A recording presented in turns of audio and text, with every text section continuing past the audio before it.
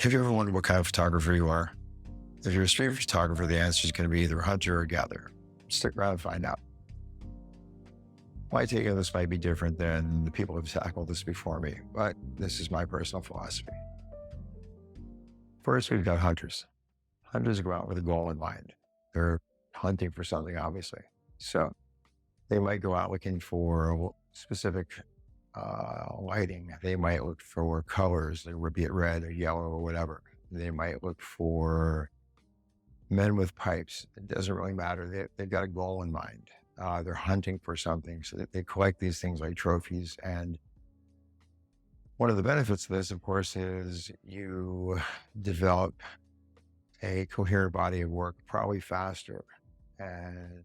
And this method, it requires patience, observation, quick reflexes. And quick reflexes, of course, and observation are part of both. But since you're looking for one thing, the downside I find is the looking for one or whatever your specific thing you're looking for.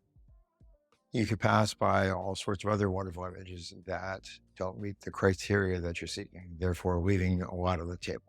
But again, that's kind of the hallmark of the hunter. I consider myself a gatherer. Gatherers go out with no preconceived idea of what they want to photograph. We just look out for things that our gut tells us are interesting, things that we just, whatever comes in our way, if we find it interesting, we photograph it. This method requires more on they both have a component of luck, but this is more serendipity and again, also observation. And so we're casting a wide net and pulling in anything that interests us, and then kind of sort through it later. Over time, as you categorize your images and bring them back, you'll notice certain themes will start to recur, things you might not have even noticed you were looking for. This will tell you something about yourself, but you'll end up organically coming to your own style. You pretty much can't help it. Sometimes it takes longer to do it this way than if you were a hunter, but it is definitely uniquely you, and will tell you something about yourself when you start looking back through your work and finding out what it is that what attracts your eye. Again, it's interesting to go and find out these things. Over time, you'll notice a common thread through your images, and you'll see things that you hadn't noticed before. So it's just kind of an interesting study in your personal psyche. Then, of course, there's times when hunters will act like gatherers and gatherers will act like hunters. This pretty much alleviates boredom. It's also something I recommend that if you've been doing one for a long time, you try to think like the other, just to keep yourself interested and change things up a little bit. But again, by nature, you're likely going to be one or the other.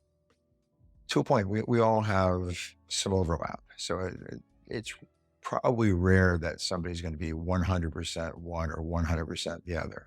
But I'd say all of us find ourselves somewhere closer to one than the other, but there will be some overlap. To wrap, neither one's right or wrong. They're just both different ways of doing roughly the same thing.